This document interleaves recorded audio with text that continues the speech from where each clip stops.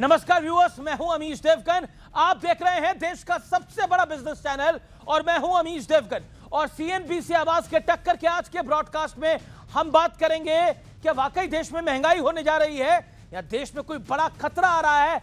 आज सीएनबीसी आवाज के टक्कर में उसी पर हम बात करेंगे। तो स्वागत है आपका सीएनबीसी आवाज के टक्कर के आज के बेहद स्पेशल, बेहद खास ब्रॉडकास्ट में।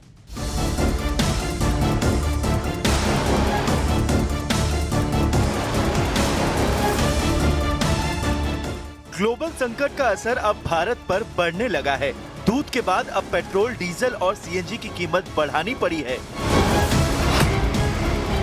दूध 2 रुपए लीटर, पेट्रोल 3 रुपए लीटर, डीजल 3 रुपए लीटर, सीएनजी 2 रुपए किलो महंगा हो चुका है।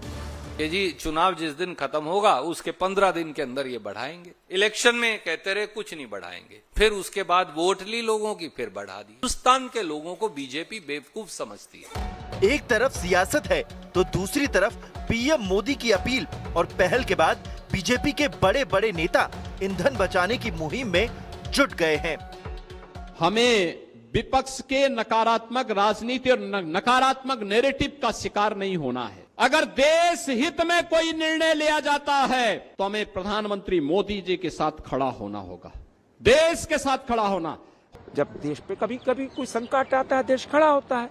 कोरोना काल में भी हमने देखा और देश प्रधानमंत्री के उस कथन के साथ खड़ा है। मैं खुद ही इलेक्ट्रिक व्हीकल में से आया हूँ। मेरे कोनोमा में से जितनी भी गाड़ियाँ जो सुरक्षा की दृष्टि से जो जरूरी है उतनी रखकर जितना कम कर सकते हैं उतना करना चाहिए। इस बीच राहुल गांधी के विदेश टूर पर बीजेपी ने तीखा हमला किया है। बीजेपी का आरोप है कि राहुल गांधी ने पिछले 22 साल में 54 बार विदेश यात्रा की। बीजेपी ये भी कह रही है कि आखिर विदेश यात्रा के लिए इतनी भारी भरकम रकम की फंडिंग किसने की।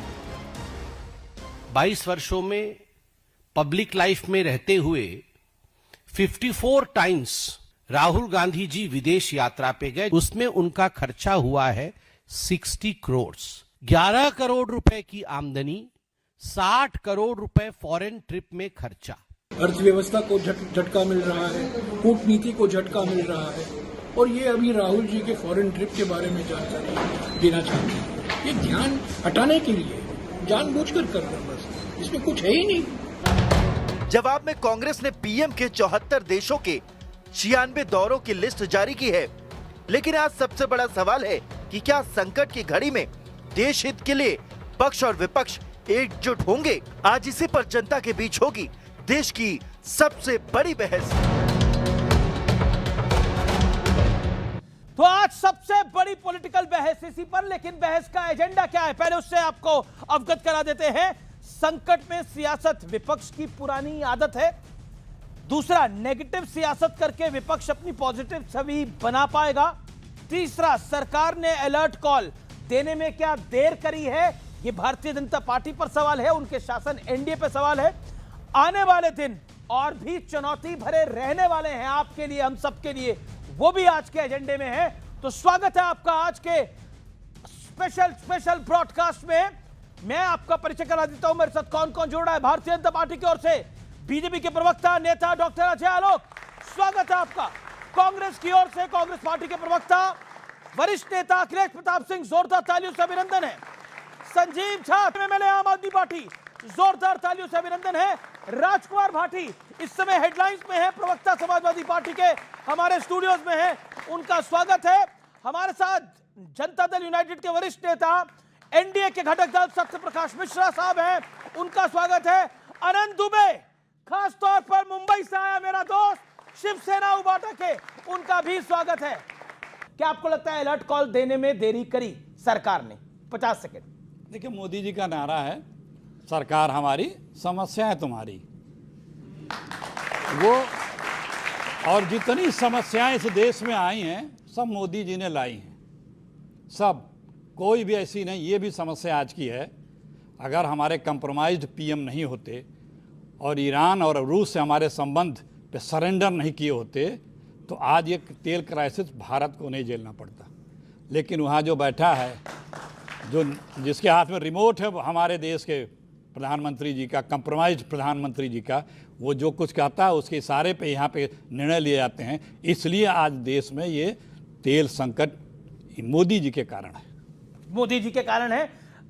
मैं रुक करता हूं अब राजकुमार भाटी जी का। राजकुमार भाटी जी, आपसे पूछता हूं कि आपको लगता है ये संकट की वजह नरेंद्र मोदी है या फिर ईरान और अमेरिका और इजराइल का युद्ध है?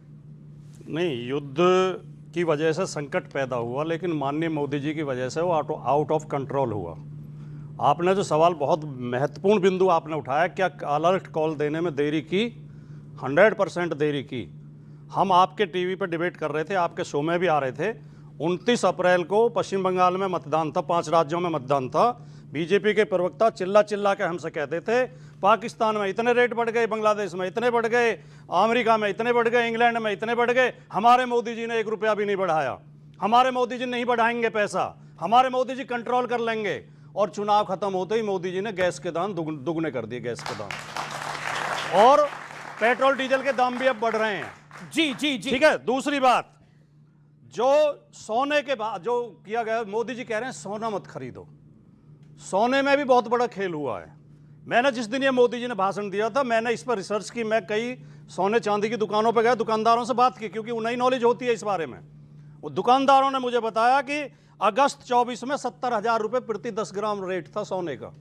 उसे सेबी ने बढ़ा के सुनियोजित तरीके से जनवरी 26 तक 2 लाख पे रेट पहुंच गया, 2 लाख। और अब फिर डाउन कर दिया, अब 160 पे है लगभग। सेबी स्टॉक मार्केट्स का रेगुलेटर है, सोने से उसका कोई लेना देना नहीं। सेबी का रोल होता है सोने के भाव तय करने में। नहीं, सेबी का कोई रोल नहीं होता सर। मैं क्योंकि इक्विटी मार्केट्स को समझता हूं, कमोडिटी मार्केट को समझता हूं। सोने के रेट ग्लोबली तय होते हैं, क्रूड के रेट ग्लोबली तय होते हैं, उसका सेबी से कोई लेना देना नहीं है। सेंट्रल कमोडिटी एक्सचेंज और सेबी दोनों का जो दुकानदारों ने मुझे बताया, हो सकता है कमोडिटी एक्सचेंज का ही रोल हो, सेंट्रल कमोडिटी एक्सचेंज और सेबी। लेकिन वो कह रहे हैं, मैं नहीं कह रहा, वो कह रहे हैं इसमें जांच होनी चाहिए, इसकी कोई उच्च स्तरीय जांच होनी चाहिए। कह रहे हैं इसमें 466 लाख करोड़ का घोटाला है सोने के रेट अप डाउन करने में। अब आते हैं पेट्रोल डीजल पे। माननीय मोदी जी कह रहे हैं, मैं बस खत्म कर रहा हूं। माननीय मोदी जी कह रहे हैं पेट्रोल डीजल कम यूज करो, गाड़ी कार पूल करो, पब्लिक ट्रांसपोर्ट यूज करो। लेकिन क्या हमें पता है हमारे देश की एक कंपनी 40 देशों को तेल निर्यात कर रही है, पेट्रोल डीजल निर्यात कर रही है, क्रूड ऑयल, उस पर रोक क्यों नहीं लगा रहे? अपने पूंजीपति मित्रों को लाभ में कोई दिक्कत नहीं आने देंगे। आम आदमी सारे कष्ट उठाए, आम आदमी। और लेकिन पब्लिक ट्रांसपोर्ट हमारे पास है कहां? जी, लेकिन एक हार्ड फैक्ट है, जितने दुनिया में दाम बढ़े हैं उतने दाम भारत में नहीं बढ़े हैं, उसके 10% बढ़ेंगे, हमेशा बढ़ेंगे। अब ये तो आप उम्मीद है कि 2 बार और हो जाने दो, 2 बार हम तो उम्मीद करते हैं कि बेहतर होगा, आप उम्मीद करते हैं खराब होगा। अपनी अपनी सोच में फर्क है भाई। 2 बार और हो जाए। मैं उम्मीद करता हूं बेहतर होगा, आप उम्मीद कर रहे हैं खराब होगा, ये फर्क है। लेकिन 3 मिनट हो गए, 3 मिनट हो गए। नहीं, मैं आगे मौका दूंगा। अजय लोग अलर्ट कॉल करने में देरी करी, आप तो कह रहे थे दाम नहीं बढ़ेंगे, लेकिन दाम बढ़ गए। क्या कहेंगे अब? आप फंस गए, आप वो वाले आप नहीं, आप बीजेपी वाले आप। सबसे पहले इन्होंने तो वैसे बीजेपी में भी कई आप वाले हैं। नहीं, सबसे पहले इन्होंने कहा हमारे कांग्रेस के भाई ने कि सारी समस्या मोदी जी लेके आए। सब दिक्कत यह है कि समस्या जब देश पे आती है तो पूरा देश लगता है उसका समाधान खोजने, और एक ऐसी पार्टी है जो लगता है कि इस समस्या को बड़ी कैसे की जाए। शुरुआत करते हैं। सबसे पहले जब सर्जिकल स्ट्राइक हुई, सबूत दिखाओ। सर्जिकल स्ट्राइक के बाद एयर स्ट्राइक हुई, कौवे मार के आगे पेड़ गिरा दिए, सबूत दिखाओ। कोरोना आया, मोविड, मोदी पैसे खा रहा है, पैसे दो। उसके बाद आया कोरोना वैक्सीन नहीं लेंगे। विदेशों की वैक्सीन क्यों नहीं ला रहे हो? देश की हर समस्या को बढ़ा के दिखाने वाली कांग्रेस पार्टी, कभी हिंडनबर्ग, कभी पेगासस, सब याद दिला रहा हूं क्योंकि लोगों की मेमोरी कम हो जाती है। कभी मोबाइल में पेगासस लगा दिया, सरकार जासूसी करवा रही है। कभी हिंडनबर्ग आ गया। अब आया ये ऑयल क्राइसिस, मोदी जी ने वॉर करवाया, मोदी जी समस्या लेके आ गए। ये होता है अजम्पशन। जैसे सपा ने कहा गोल्ड के रेट 486 लाख करोड़ का घोटाला हो गया, मुझे बताया सेबी ने बढ़ा दिया। अरे बुलियन रेट कंट्रोल करता है जो कि ग्रेट ब्रिटेन में बैठता है, उसके हिसाब से गोल्ड डायमंड्स के रेट तय होते हैं। इतना तो जाना कीजिए, बस अफवाह फैला देनी है। आपके व्यूअर है कम से कम 2-3 करोड़ टीवी पे एक बार में देखेंगे। कई गांव का लोग सोचेगा सही में 486 लाख करोड़ बढ़ गया, लेकिन सरकार भारत का रोल क्या है गोल्ड का रेट बढ़ाने में?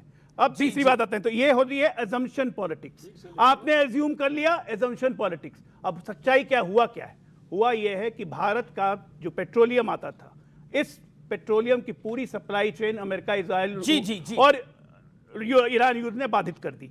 हमारा 20% तेल इसी रास्ते से आता था। एलपीजी अगर 100 की जरूरत है, 40 का उत्पादन हमारे घर में होता है, 60% हम बाहर से मंगवाते हैं। इस 60% का 90% कतर से आता था, जो कि फिर हॉर्मुज स्ट्रेट है।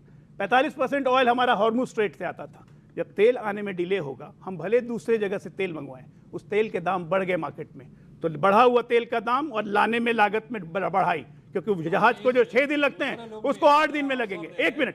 तो जब यहाँ पे वही चीज अगर हमारे ट्रक और बस को मिलेगी, उनका रेट बढ़ेगा तो सब चीज की महंगाई बढ़ेगी। इसलिए मोदी जी ने कहा कि भाई अब सबको बचाना शुरू कीजिए, क्योंकि जब तक सप्लाई बाधित नहीं थी, अब युद्ध के बाद सप्लाई बाधित हो सकती है। बोले आप बोलिए। ईरान से और चीन से, रूस से हमारे रिश्ते थे। हर गाढ़े वक्त में ईरान ने हमको सबसे सस्ते दाम पे तेल दिया, उधार तेल दिया, बैंक में यहाँ पैसा रखा। आपने अमेरिका के कहने से उससे संबंध क्यों खत्म किए? क्यों उससे तेल लेना बंद किए? यदि आप ईरान से तेल लेते रहते तो आज भी आपको हार्मूज की समस्या नहीं होती। रूस से तेल लेते रहते हार्मूज से समस्या नहीं होती।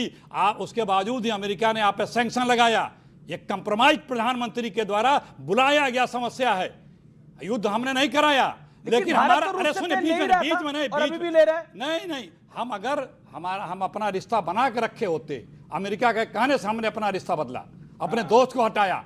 उसने आप कह रहे हैं हमारा रिश्ता नहीं है। आज भी रशिया का फॉरेन मिनिस्टर कह रहा है कि अगर ईरान और इजराइल और अमेरिका में कोई पैचअप करा सकता है तो वो भारत है। आज ही रशिया के फॉरेन मिनिस्टर ने बोला है ये बात। आज हम बात करें, आपको क्यों, मैं आपसे सवाल पूछा हूं, आपको क्यों लगता है? बिल्कुल आपको मौका दे रहा हूं, मैंने आपको 1.5 मिनट दिया, मैं और आपको 40 सेकंड दे रहा हूं। आप बताइए भारत और रूस का रिश्ता कहां टूटा? आप अफवाह पर आते हैं। मैं अफवाह नहीं, सच बता रहा हूं भाई। मैं उसी में कह रहा हूं, मोदी जी विश्वगुरु हैं भाई। आप बता दीजिए, मोदी जी विश्वगुरु हैं तो मान लो, आप मान रहे हैं करेंगे, रुकवा देंगे सब कुछ। रुक जाइए, नीट का पेपर भर नहीं करा पाएंगे बिना नकल के, बिना पर्चा उठोने के। विश्वगुरु हैं, नहीं युद्ध रुकवा सकते हो तो नीट का पेपर तो लीक करा सकते हो ना। 3 बार हुआ है। 20-20, 25-25 लाख बच्चे जो सालों मेहनत करते हैं, जिनके माँ बाप दिन रात अपने बच्चे के लिए तपस्या करते हैं, प्रार्थना करते हैं, दिन रात जगते हैं, अंगुलियों में पेन पक से लिखते लिखते घिस जाती। आप लोग यहाँ मुंह चला के काम कर लेते हो ना। बच्चों से पूछो, नोट बनाते बनाते रात भर इतनी मोटी मोटी डायरी भर जाती है, और उनका पर्चा लीक कराने के बाद शर्म नहीं आती है। और लीक कौन कराता है? लीक कराने वाले का कोई लिंक आप लोग नहीं दिखाते हैं। ये नहीं बताते आप लोग कि लीक कराने वाला कौन है। वो सब भाजपा, मैक्सिमम भाजपा के लोग क्यों पकड़े जाते हैं? पर्चा नहीं करा पाएंगे। कांग्रेसियों के दिमाग में हमेशा नोट ही चलते रहता है। बच्चे नोट नहीं बनाते, नोट्स बनाते हैं। नोट और नोट्स में अंतर है, पहली बात सुनिए।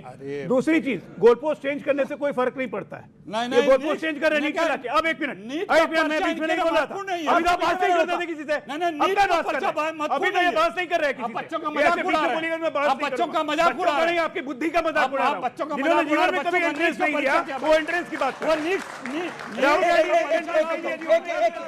मेरा निवेदन अखिलेश, 40 सेकंड। कहा कि ईरान ने हमको उधार देना बंद कर दिया। ईरान ने भारत को तेल उधार देना बंद कर दिया। हमने कभी उधार नहीं लिया।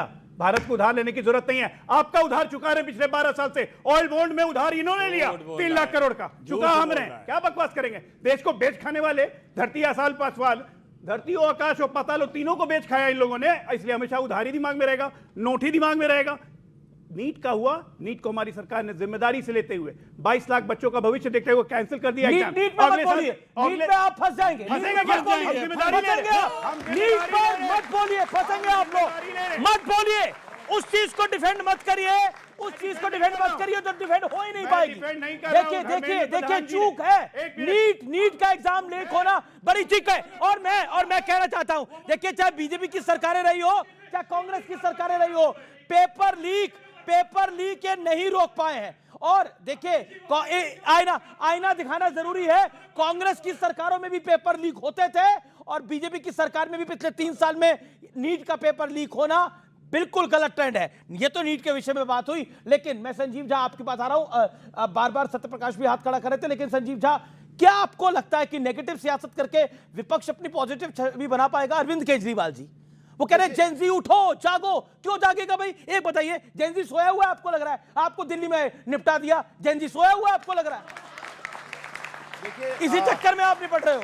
जवाब दीजिए। जेनजी की जो आवाज उठा था राघव चड्ढा, उसने भी आपको निपटा दिया। अब वो कहाँ है? देखिए, मोदी जी इस देश के प्रधानमंत्री हैं और उनकी जिम्मेदारी है कि देश का प्रबंधन देखें। लेकिन मोदी जी जब जब चुनाव आता है, चुनाव का प्रबंधन पहले देखते हैं, देश का प्रबंधन बाद में देखते हैं। यानी देश के प्रधानमंत्री वो कम हैं, बीजेपी के प्रचार मंत्री ज़्यादा हैं, और यही कारण है कि देश सफ़र कर रहा है। एक बात बताइए, 3 महीने से पूरे विश्व तैयारी कर रहा था इस क्राइसिस से हम कैसे निपटेंगे। प्रधानमंत्री क्या कर रहे थे? बंगाल की चुनाव की तैयारी कर रहे थे, और बंगाल की चुनाव की तैयारी खत्म हुई, उन्होंने एक प्रोपेगेंडा छोड़ा, और उस प्रोपेगेंडा में देखिए, मैं आज ही देख रहा था, दिल्ली के एक मंत्री हैं, वो साइकिल से जा रहे हैं और 4 कार उसका रील बना रहे हैं। तो इनके लिए रील की अपॉर्चुनिटी है। ये देश के रील की बात आप कर रहे हैं? हाँ, देश के लोग को कहते हैं कि आप पेट्रोल मत खरीदो, हम 95 रुपए का पेट्रोल नहीं खरीदेंगे, लेकिन मोदी जी के दोस्त 95,000 करोड़ रुपया अमेरिका को देंगे। क्या कहा मोदी जी के दोस्त ने? कि हम अमेरिका को 95,000 करोड़ रुपए देंगे और 13,000 नौकरी हम अपॉर्चुनिटी देंगे। किसी की प्राइवेट इन्वेस्टमेंट को आप काउंट करेंगे? मतलब अगर अमेरिका अब आप देखिए ना, हम ग्लोबल, एक सेकेंड, अब अमेरिकी कंपनी क्या कर ले कि वो भारत में इन्वेस्ट नहीं करेंगे तो यहाँ नौकरी कैसे आएंगी? क्यों? ये क्या इलॉजिकल बात है सर? हमारा केस ड्रॉप कर दो। हम ये कह रहे हैं कि आप हमको कह रहे हो सेक्रीफाइस करने के लिए, अपने दोस्त को नहीं कर रहे। एक बात। दूसरी बात, आपने जेनजी सर, ये जो एप्पल का फोन यूज करते हैं अमेरिकन कंपनी है, तो ठीक है ना, तो बताइए क्या करें? क्या करें? वो अपनी फैक्ट्री बंद कर दें यहाँ पर, जो फैक्ट्री असेंबल होते हैं फोन यहाँ पर। लोगों क्यों अपने दोस्त को नहीं कह सकते? तू 95,000 क्यों दे रहे हो? और वो किस केस में? जो भ्रष्टाचार इंडिया में हुआ उसकी जांच अमेरिका कर रहा है। अच्छा, मतलब आप कहने का प्रयास कर रहे हैं कि अमेरिका में भी मोदी जी की सेटिंग। दूसरी बात, तब कमाल का लॉजिक आप कर रहे हैं। अमेरिका में भी मोदी जी की अगर सेटिंग है तो फिर ठीक है, हमारा प्रधानमंत्री इतना मजबूत है, वो अमेरिका में भी सेटिंग करके चल रहा है। अदानी जी अपनी केस ड्रॉप कराने के लिए सेटिंग करा रहे हैं, मोदी जी चुप हैं। एक बात। दूसरी बात, आपने अडानी की कर रहे हैं, इनके लिए देश और अडानी एक ही है। दिक्कत यही है, इनके लिए देश। दूसरी बात, केजरीवाल के लिए इंपॉर्टेंट सवाल, जेनजी को जागने के लिए बोला, उठो जागो। अभी तो जागा था जेनजी, दिल्ली में आपको हराया उसने। आप देखिए, उस डिबेट में जाएंगे तो फिर ये पोल खोलेंगे। मैं अभी सब विषय में बात कर रहा हूं। खोलिए, पोल खोलने के लिए बुलाया आपको। मैं आज एक बात बताइए, आप 22 लाख बच्चों के भविष्य खतरे में है। अभी गोवा में एक बच्चे ने सुसाइड कर लिया, कई बच्चे डिप्रेशन में अस्पताल जा रहे हैं, इनको शर्म नहीं आती।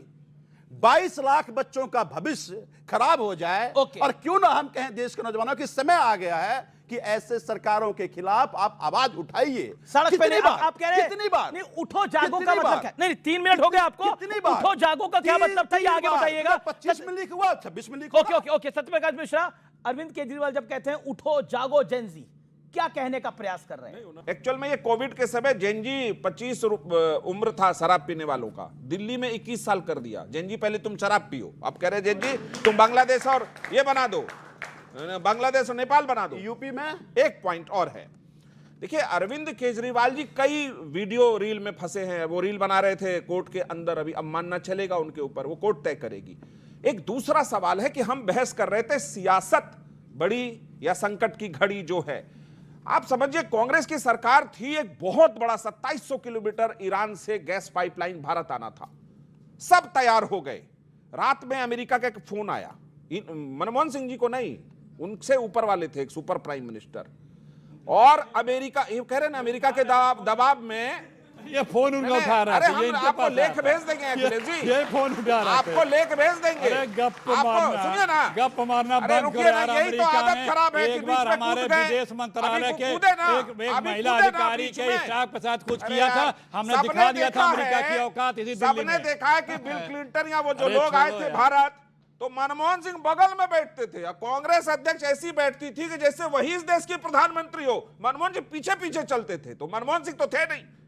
उस सुपर प्राइम मिनिस्टर को कॉल आया, मणिशंकर अय्यर पेट्रोलियम मंत्री थे, आधी रात बर्खास्त किए गए, आप हटिए इससे, ये गैस पाइपलाइन नहीं आने दिया। इन्होंने कहा कि रिश्ता बदल लिया, अमेरिका के दबाव में रिश्ते बदलने वाले कांग्रेस पार्टी अमेरिका के दबाव में पाकिस्तान को 26-11 का जवाब नहीं देने वाली पार्टी हमें बता रही है कि हमने अमेरिका से रिश्ते बदल लिए। सत्यप्रकाश जी जिन्होंने कहा, आप लोग चेक कर लीजिएगा, मणिशंकर जी की किताब में लिखा हुआ है इस ईरान पाइपलाइन के बारे में। दूसरी, नरसिम्हा राव का बायोग्राफी पढ़िएगा, जहां उन्होंने कहा है कि अब मेरी सरकार को कोई नहीं गिरा सकता क्योंकि मेरे पीछे जॉर्ज बुश का हाथ है। अखिलेश जी, एक बात बताइए, मुझे एक समझ में नहीं आ रहा, प्रधानमंत्री जी ने तो प्रिकॉशन लेने के लिए बोला है, अब मतलब बीजेपी कह रही है कि कहीं मोदी जी कल को बोलते हैं कि सांस बाहर आके लीजिए, तो बोलेंगे सांस रोक के बैठेंगे, हम सांस नहीं लेंगे, मोदी ने बोला सांस लेने के लिए। ये मतलब क्या, प्रधानमंत्री ने प्रिकॉशन के लिए बोला है।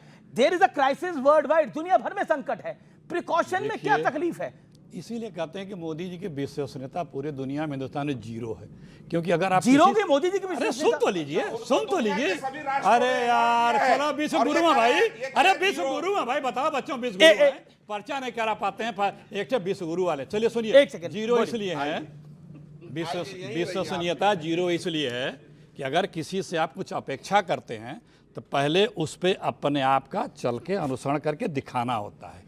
आप एयरपोर्ट जहाज पे बैठे, आप लोग जहाज विदेश में जाइए और मैं जरा विदेश घुमाऊं, तो ऑफिशियल टूर नहीं देखिए आप, राहुल गांधी जी अरे सुनिए सुनिए, जो भी कहते हैं मोदी जी उस पे पहले अमल करें। दूसरी बात, ये जो आज कह रहे हैं, हर मौके पर राहुल जी ने इस देश को, मोदी जी को, बीजेपी को बताया है कि ये समस्या आ रही है, हम लोग मिलके इससे बात करें, निपटें और ये योजना बनाएं। मतलब तो राहुल जी ने मोदी जी को पहले, राहुल जी ने पहले राहुल जी ने अलर्ट कर दिया था मोदी जी को। क्यों नहीं कहा था? सारा वीडियो है उनके, सारे आप लोग चलाते हैं। एक बड़ा कमाल का लॉजिक है, राहुल जी मोदी जी को हर बात के लिए अलर्ट कर देते हैं, कांग्रेस को अलर्ट नहीं कर पाते हैं राहुल जी। सत्ता में कौन बैठा है? कांग्रेस को अलर्ट नहीं कर पाते हैं राहुल जी। बंगाल के अंदर जीरो हो गया, दिल्ली में जीरो आ गया। ये आनंद दुबे, एक सेकंड, आनंद दुबे, राहुल जी मोदी जी को तो अलर्ट कर रहे हैं, लेकिन इंडिया अलायंस को कब अलर्ट करेंगे जरा बताइए आप लोग। देखिए महाराष्ट्र से लेकर अब तो बंगाल हो गया,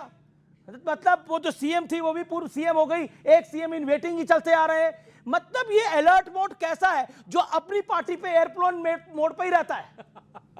अमीश भाई नमस्ते। देखिए ऐसा है कि अपनी ही सरकार से सवाल पूछने का मतलब ये नहीं कि हम लोग देशद्रोही हैं। ना कोई नहीं, हमारी सरकार है, हमारी सहूलियत के लिए हम उनसे सरकार से सवाल पूछते हैं। क्योंकि आपको याद होगा कि 2014 में, आज से 16 साल पहले बात हुई थी कि मोदी साहब आने वाले हैं और अच्छे दिन, 12 साल आपका, एक मिनट, 12 साल पहले कहा था कि मोदी साहब आने वाले हैं। तब तो आप भी साथ थे। सुनिए तो, इसीलिए तो मैंने 2 और बढ़ा दिया कि अच्छे दिन लाने वाले हैं। सुनिए ना, अच्छे दिन लाने वाले हैं।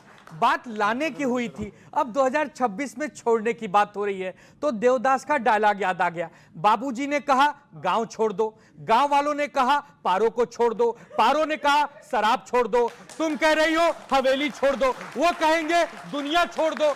और मोदी जी क्या कह रहे हैं अमित भाई? विदेश जाना छोड़ दो, सोना खरीदना छोड़ दो, तेल और डीजल का इंतजाम करना छोड़ दो। अरे जब हम सब छोड़ देंगे तो एक दिन यही जनता कहेगी मोदी साहब सत्ता छोड़ दो। 2014 में मोदी जी कहते थे भाइयों और बहनों रुपया लुढ़क रहा है, रुपया लुढ़क रहा है। अरे लुढ़कते लुढ़कते 26 में सो गया है। ये किसने किया? अगर मैं तब मानता आदरणीय नरेंद्र मोदी जी को जब आज रुपया 60 की जगह 40 पर होता, तब हम लोग लाख बुराई करते, जनता हमें दौड़ा लेती। जनता कहती मोदी जी का, आनंद भाई एक मिनट रुकिएगा, जनता आपको अभी कम दौड़ा रही है? महाराष्ट्र में क्या हाल हुआ आपका? बंगाल में क्या हुआ है? अभी धीरे धीरे दौड़ा रही है, अभी हम लोग धीरे धीरे दौड़ रहे हैं, तब सीधा बाउंड्री के बाहर कर देते। अच्छा एक बार बताइए, अच्छा एक आपने बोला बाउंड्री के पार क्या होता है? कितनी सीटें आपकी शिवसेना की कितनी सीटें हैं महाराष्ट्र में? एक सेकेंड, शिवसेना की कितनी सीटें आपकी? 1 मिनट, हमारे पास तो 9 सीटें हैं। पार्टी तोड़ दो तो जोड़ दो तो 18 हो जाती है। जोड़ दो तो अरे हमारे वाले में से 7 निकाल के अलग कर दिया। अभी लास्ट इलेक्शन विधानसभा हुआ, कितनी सीटें आई आपकी?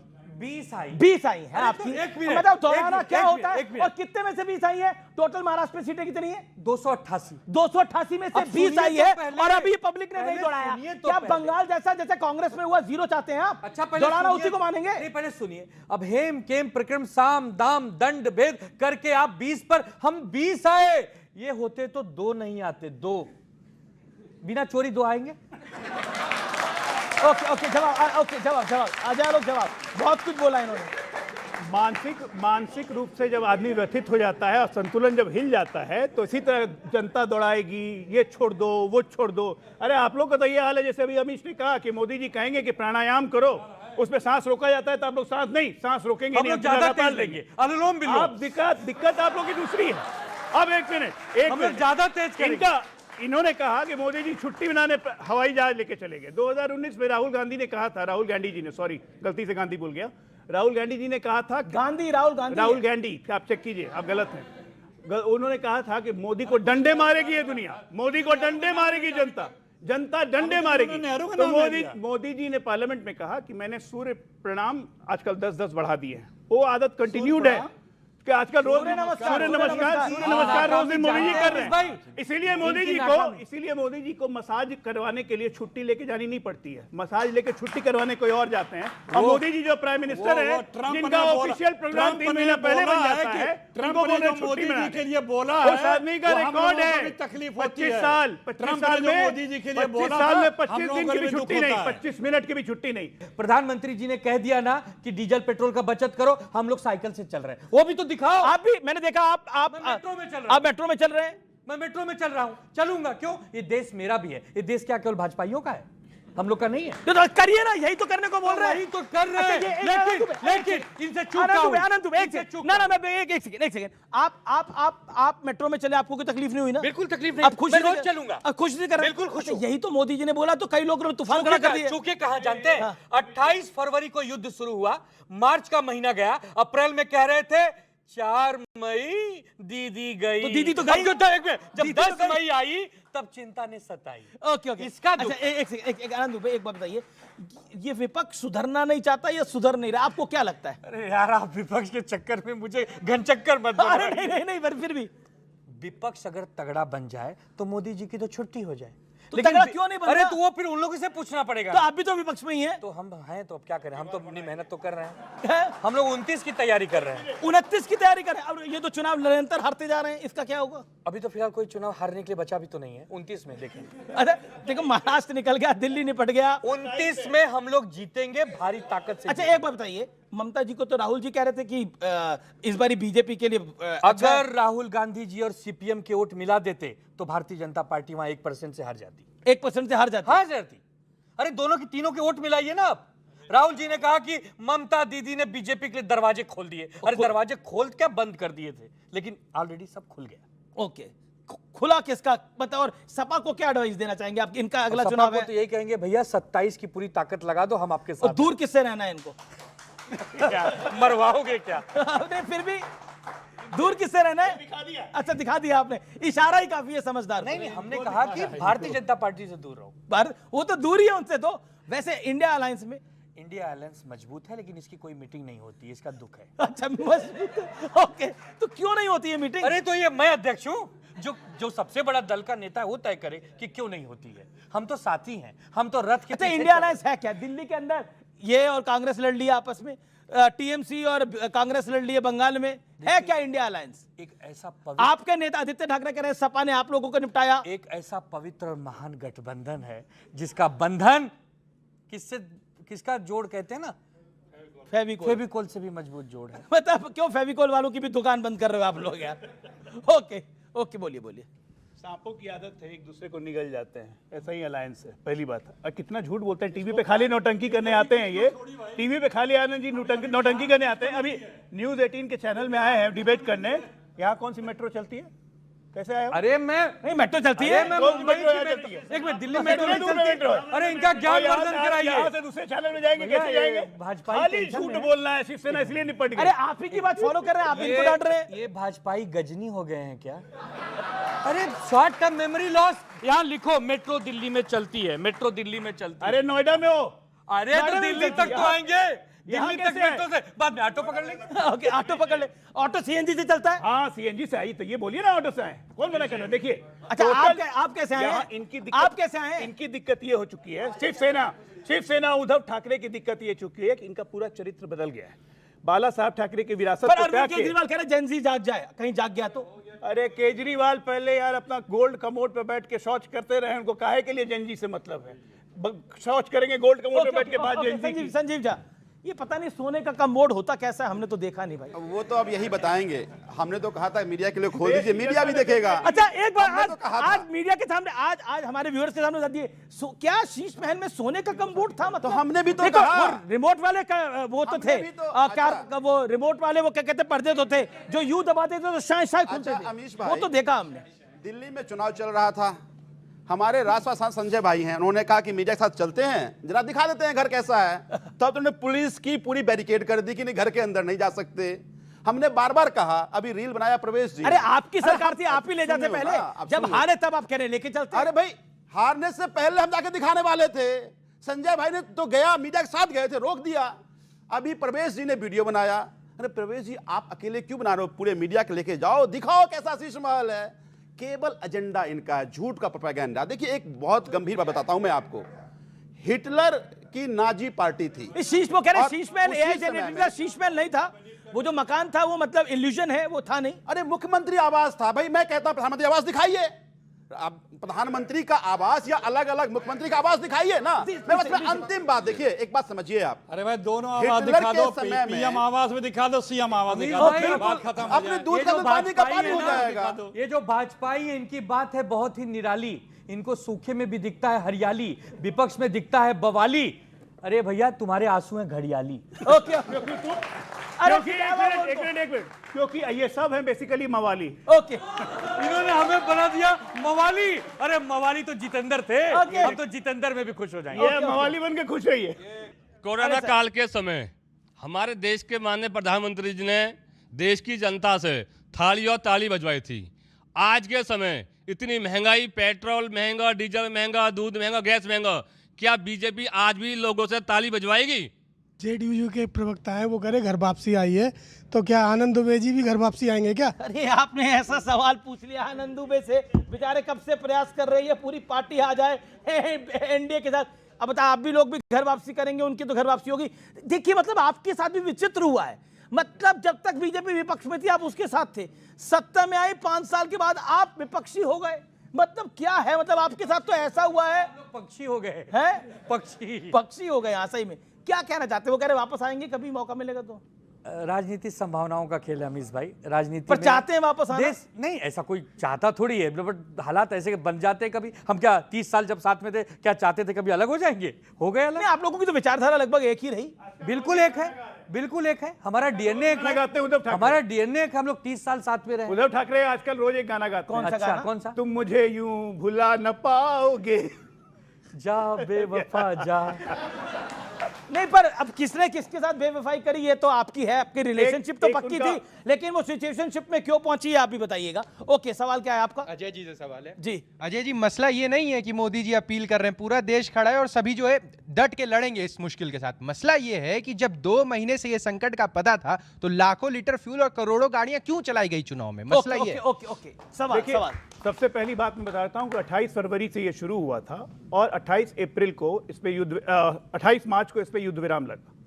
पूरा अप्रैल चुनाव चला है। पूरे युद्ध विराम के दौरान हमारी सप्लाई लाइन कोई डिस्टर्ब नहीं थी। हम अपने कैपेसिटी को फुल्ली यूटिलाइज कर चुके थे। ये कुछ 74 दिन का था, आज के डेट में हमारे पास 60 दिन का ऑलरेडी स्टोरेज सप्लाई है। पहली बात ये, और आज के भी तारीख में हमारी सप्लाई काफी हद तक स्टेबलाइज है। दाम इसलिए बढ़े क्योंकि वैश्विक स्तर पे दाम बढ़े हैं। आप आज की तारीख में भी या पहले भी हमने दाम नहीं बढ़ाए 2.5 महीना, हमें कुशन दिया। अब उनकी बात का एक जवाब देता हूं। कोरोना काल में थाली वाली आपने बोला था, देखिए कोरोना काल में प्रधानमंत्री पे, कोरोना काल में ही नहीं, नोटबंदी के समय, जीएसटी के समय, पाकिस्तान पे अटैक के समय, ऑपरेशन सिंदूर के समय, हमेशा देश ने प्रधानमंत्री का साथ दिया क्योंकि देश को प्रधानमंत्री पर विश्वास है।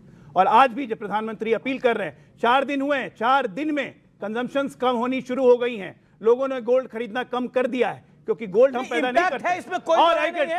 प्रधानमंत्री की आइलैंड ऑफ इम्पैक्ट है। नरेंद्र मोदी एक पॉपुलर लीडर है, इसमें कोई दो राय नहीं है। और जहां तक कई बार लोग ये कहते हैं और मैंने इसका कई मंचों पर जवाब दिया है, देखिए थाली और दिया जलवाने का तब मतलब ये था कि हम इस लड़ाई का आह्वान कर रहे थे। चरखा चलाने से, महात्मा गांधी जब चरखा चलाते थे तो अब अंग्रेज चरखा चलाने से नहीं भागे थे, लेकिन एक भावना जरूर जगती है। तो भावना जरूर जगती है। नहीं, बिल्कुल जागरण होता हाँ, तो वही तो उत्पादन, थाली बजाने से कौन सा उत्पादन हुआ? भरतपुर मत करिए, थाली बजाने से कौन सा उत्पादन हुआ? चरखे से सूत कटा। एक बात बताइए, कपड़ा छोड़ के स्वदेशी पे बताइए, देश जब लड़ाई के मोड़ में होता है, जब देश जंग के मोड़ में होता है तो देशभक्ति के गाने उसकी भावना जगाती है। देशभक्ति के गाने उसकी भावना जगाती है। भगवान का आशीर्वाद लेने से भगवान साक्षात खुद नहीं आ जाते, लेकिन भावना जगती है कि ईश्वर ये काम पूर्ण रूपेण कर देंगे। भावना होती है। और मेरा यह मानना है, अगर आपकी भावना पॉजिटिव है तो नतीजे पॉजिटिव आते हैं। अगर आप निर्णय करते हैं कि मैं कुछ करूंगा और आप में उसकी पॉजिटिविटी होती है तो उसका नतीजा आपको 100% देखने को मिलता है। जी, बीजेपी से सवाल है मेरा कि जब कांग्रेस सत्ता में थी और किसी भी चीज़ की महंगाई होती थी तो यही बीजेपी है जो सड़कों पर आकर काफ़ी दंगा मचाते थे और प्रोटेस्ट करते थे, जो कि एक डेमोक्रेटिक फॉर्म ऑफ गवर्नमेंट में ज़रूरी है। अगर ऑपोजिट अगर सवाल नहीं उठ करेगी, अकाउंटेबल अगर गवर्नमेंट नहीं बनेगी तो डेमोक्रेटिक का कोई यहाँ पे मतलब चलेगा ही नहीं। तो मेरा सवाल ये है कि जब कांग्रेस महंगाई करे तो आपसे उसको दिक्कत है, और जब आप महंगाई करो तो आप उसको जस्टिफाई कर रहे हो। ओके महंगाई चाहे महंगाई को जस्टिफाई कर रहे हो जी। कांग्रेस की महंगाई पे आप आंदोलन करते थे। जवाब कांग्रेस सवाल ये सही बात है। ये बताइए मुझे आप लोग कि 2013 में 2012 में कौन सा युद्ध चल रहा था, कौन सी वैश्विक परिस्थिति खराब थी, और उस वक्त क्यों चिदम्बरम कहते थे प्रेस कॉन्फ्रेंस करके कि गोल्ड मत खरीदो? कितना दाम था? कौन से अरे चिदम्बरम क्यों कहते थे गोल्ड मत खरीदो? नरसिम्हा राव आप लोग जाइए, हमारे मनमोहन सिंह के समय में रोज दिन 20 पैसे दाम बढ़ते थे पेट्रोलियम के, एक महीने में 6 रुपए तक बढ़े। जाके चेक कर लीजिएगा गूगल पे। लेकिन ये क्यों होता? एक चीज है 2013 में जब चिदम्बरम साहब ने अपील करी कि सोना ना खरीदो, जब वीरप्पा मोइली ने बोला कि रात को 8 बजे पेट्रोल पंप हम बंद कर देंगे, तब कोई वैश्विक संकट नहीं था। लेकिन ये गवर्नमेंट मतलब पूर्व यूपीए सरकार ने ये करा। क्या आपको लगता नहीं है कि उसकी तुलना में आज की स्थिति थोड़ी बेहतर है? देखिए अमीर जी, इनकी फिस्कल प्रूडेंस बेटर है। आपको क्या करना है कि बीजेपी की किसी तरह से तारीफ करनी है। मुझे बीजेपी की तारीफ नहीं करनी, फैक्ट बोल रहे हैं। अब आपको तथ्यों की जानकारी। क्या चिदम्बरम साहब ने बोला था कि नहीं बोला था? क्या वीरप्पा मोइली ने बोला था कि नहीं बोला था? बोलिए, राजकुमार भाटी आ रहा हूं। इकोनॉमिक क्राइसिस थी दुनिया में उस वक्त। 2013 में अरे सुन लीजिए, उसके बाद भी क्रूड ऑयल हमारा 110, 12, 18, 20, 30, 40 डॉलर पर बैरल तक गया था। अरे सुनो, अरे बीच में ना बोलो यार। अरे थी, अरे सुनो, उसके बावजूद हमने 60, 65, 70 रुपए में बेचा, और ये जब $40 पर बैरल हुआ तो अभी तक तभी भी ये 83, 93 रुपए डीजल पेट्रोल बेचते रहे, और टैक्स के अलावा एक्स्ट्रा टैक्स के रूप में 42 लाख करोड़ रुपए कमाए। आपको सबसे ज्यादा फ्यूल पर इस देश में आपको किसी के बाद आंसर है? मत इधर हमसे बात करिए। बोलिए, बोला आपने। हाँ सुनिए, हाँ बोलिए, प्लीज लीजिए, बता रहा हूँ। जब तेल के दाम अंतर्राष्ट्रीय मंचों पे कम हुए तो 10 साल में इन्होंने एक्स्ट्रा टैक्स लगा के 42 लाख करोड़ रुपए एक्स्ट्रा कमाए। ठीक है, you made your point. Okay, you made your point. मेरे पास आखिरी राउंड है। व्यूअर, आप सब लोग पढ़े लिखे हैं, आप बताइए सबसे ज्यादा टैक्स कौन सी सरकार लेती है देश में पेट्रोल डीजल फ्यूल पर? कौन सी सरकार लेती है? किसी के पास जवाब है आप में से? कौन सा राज्य? तेलंगाना। कितना लेता है? ज्यादा लेता है। मैं बताता हूं। अब क्योंकि इन्होंने नाम लिया, सबसे ज्यादा टैक्स पेट्रोल और डीजल के ऊपर कांग्रेस शासित राज्य, जो कांग्रेस शोर मचा रहा है पेट्रोल डीजल पे, उनका राज्य तेलंगाना लेता है 35% वैट दे चार्ज। और बात कर रहे हैं बड़ी यहां पर पॉइंट ये, देखिए मैं आईना दिखाना जानता हूं और आईना दिखाना जरूरी है। दूसरी सरकार राजस्थान की सरकार है। तो फिलहाल यहां पे तमाम लोगों को एक मैसेज देना चाहता हूं कि भोजशाला आज से हिंदुओं के लिए खुल गया। अदालत ने एक ऐतिहासिक फैसला दिया है। ये हिंदू आस्था की जीत हुई और हम न्यायालय का बहुत बहुत सम्मान करते हैं। मुझे लगता है न्यायालय के लिए एक ताली बनती है। चलिए, भोजशाला खुल गया। अब मुस्लिम पक्ष जो है वो सुप्रीम कोर्ट भी जाएगा, लेकिन नहीं जाना चाहिए। गंगा जमुनी तहजीब की बात है ना, मत जाओ। नहीं, पर उनका संवैधानिक अधिकार है। गंगा जमुनी तहजीब है भाई, ये बड़ी खबर भी है इस समय। गंगा जमुनी तहजीब आप भुला गए, आप भुला गए गंगा जमुनी तहजीब। अब सुप्रीम कोर्ट याद आएगा, और जब सुप्रीम कोर्ट से फैसला मिल जाएगा तो वैसी जैसे लोग बोलेंगे कि सुप्रीम कोर्ट इज नॉट फॉलिएबल। ये है सच्चाई। ओके, राजकुमार भाटी कुछ कहना चाहते हैं? राजकुमार भाटी, मैं ये कहना चाहता हूं कि न्यायालय ने जो फैसला दिया है भारतीय कानून के तहत दिया है, तो इन्हें धन्यवाद करना चाहिए कानून का कि कानून की जीत है। आस्था की जीत बता के हमारे कानून को छोटा मत करो, देश के न्यायालय को छोटा मत करो। आनंद दुबे, अच्छी बात है। हम सब तो शुरू से सनातनी लोग हैं, धर्म का झंडा लेकर आगे चलते हैं। जब भी ऐसा निर्णय देश के लिए और समाज के लिए आता है तो हम लोग तो खुश होते हैं, स्वागत करते हैं और हमेशा करते रहेंगे। ओके, कांग्रेस की ओर से आप क्या कहना चाहते हैं अखिलेश जी इस विषय पे? जी, जब अदालत का फैसला तो अदालत के स्वागत करते हैं आप इस फैसले। किसी का फैसला अदालत में तय होते हैं। सरकार बनने के पहले गिर जाएगी। शपथ 18 तारीख को है। मुस्लिम लीग के साथ सरकार में आने कुछ बोलेंगे क्या? भाटी जी ने बहुत अच्छी बात कही। कानून का फैसला है, अदालत का फैसला है। आस्था पर सवाल या उस पर जीत जश्न ना मनाए। रुकिए, ताली बजाने से पहले रुकिए, पहले जाइए इतिहास में।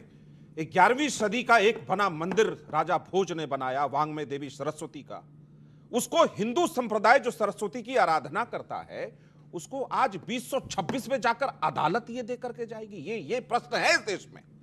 पार्टियां किसी की रहे, राजनीति कोई करे, लेकिन यह सवाल नहीं होनी चाहिए कि मेरी आस्था हो या आपकी, हिंदुओं की है या मुसलमानों की, वो बरकरार रहनी चाहिए।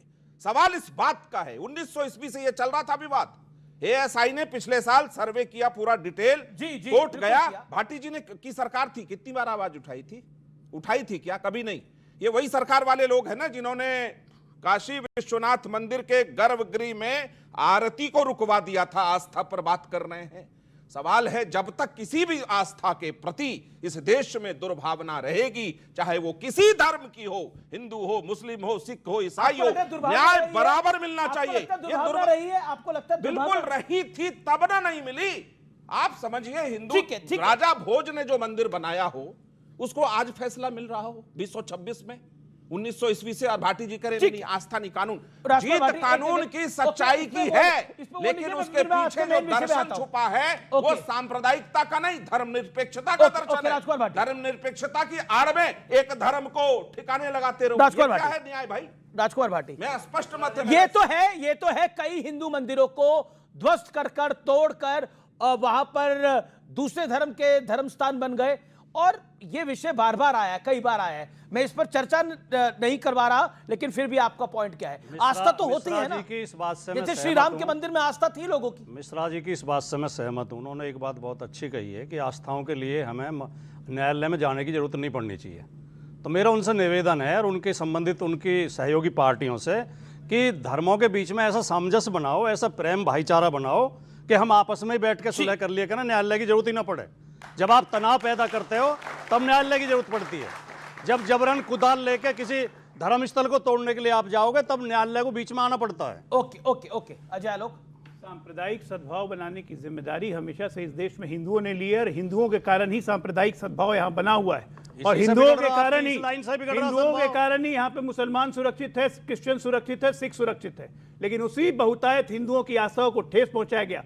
कश्मीर में एक लाइन से सारे मंदिर तोड़ दिए गए, हिंदुओं को भगा दिया गया। इसी समाजवादी पार्टी के सरकार में कैराना से, सहारनपुर से हिंदुओं को खदेड़ के भगाया गया। ममता बनर्जी के यहाँ जहां पे अब हम सत्ता में आए हैं, उसी मुर्शिदाबाद से हिंदुओं के मस्जिद पे मंदिर घरों पे स्मारक लगा के उनको बाहर निकाल दिया गया। और उसके बाद कहते हैं कि आपस में सद्भाव बनाने का अकेला ठेका हमने ले रखा है। ओके जी, आपने भी बोला बहुत मंदिर तोड़े गए, बनाए गए, इन्होंने भी कहा काशी में अभी किसने मंदिर तोड़े? आदरणीय मोदी जी ने तोड़े ना। जाके काशी विश्वनाथ देख काशी में, अयोध्या में किसने मंदिर तोड़े हैं? मोदी जी, बीजेपी ने तोड़ी है ना। अरे सुन लीजिए, आप वही बात है, किसी को सुंदर कॉरिडोर दिखता नहीं है, बीच में नहीं, किसी को सुंदर बनाने के लिए किसी दिखता नहीं है। ये देखिए, ये अवांछनीय लोग हैं। किसी को सुंदर बनाने के लिए क्या किसी की हत्या की जानी चाहिए? अगर सुंदर आप बना रहे हैं तो वही आप मंदिर तोड़ दिखता कर रहे हैं, हम सुंदर बना रहे हैं। अहिल्याबाई होलकर की मंदिर तोड़ी उन्होंने, कई मंदिरें बनवाई। काशी में सैकड़ों मंदिर तोड़े हैं जो हजारों साल पुराने हैं। ये कांग्रेस रिकॉर्ड तोड़ने का सबसे ज्यादा मंदिर इस बीजेपी के राज में टूटे हैं। ये इतिहास में दर्ज है, ये साक्ष्यों में दर्ज है। ये दोनों लोग क्या बात करेंगे? मैं कह रहा हूं अब आज के विषय पर आते हैं। अरे रुक जाइए। कोई मंदिर अरे ना टूटा तो बताइए आप। नहीं ना टूटा तो बताइए। नहीं आप ये बताइए, काशी अयोध्या में मंदिर बीजेपी के राज में ना टूटा। फिर मैं आज के एजेंडे पे आता हूं, मैं आज के बहस के एजेंडे पे आता हूं। ओके, खिलजी ने मंदिर तोड़ा, धार्मिक विद्वेष था। तुम्हारे देश में तुम्हारे धर्म को मिट्टी में मिलाएंगे। तो तुम्हारा क्या विद्वेष था? तुमने तोड़ा काशिम भाई? अखिलेश भाई आप बताओ भाई, काशी में किसने तोड़ा? अखिलेश जी रुक तो जाइए, मैं आप ही के विषय को बदल दीजिए। पटाक्षेप कर रहा हूं। अरे हम सत्य पे बात करते हैं, आधार पे बात करते हैं। आपके अगर मार्ग में कोई मंदिर था जहां आप विकास का काम कर रहे थे, उसमें उस मंदिर को तोड़ा नहीं, कहीं और स्थापित किया, तो उसको ये उस ढंग से ले जा रहे हैं। कांग्रेस के साथ दिक्कत क्या है? ताला तो खुलवाने पहुंच जाते हैं राम मंदिर का रात में, उसके बाद भाग जाते हैं। उसके बाद कहते नहीं मैंने नहीं किया, लेकिन देखिए इसमें कोई दो राय नहीं है कि मुगल आक्रांताओं ने बहुत से हिंदुओं के मंदिर तोड़े और अब उनका नरेंद्र मोदी के राज में पुनर्स्थापन हो रहा है। जैसे हमने देखा अयोध्या में मंदिर की स्थापना हुई, ऐसे कई जगह है। सोमनाथ जी का मंदिर तोड़ा गया पहले, तब डॉक्टर राजेंद्र प्रसाद गए थे उसकी स्थापना करने के लिए। लेकिन जनता जनार्दन आपका बहुत बहुत अभिनंदन। तो फिलहाल CNBC आवाज के टक्कर के आज के ब्रॉडकास्ट में इतना ही। आपको मेरा नमस्कार, गुड नाइट, जय हिंद।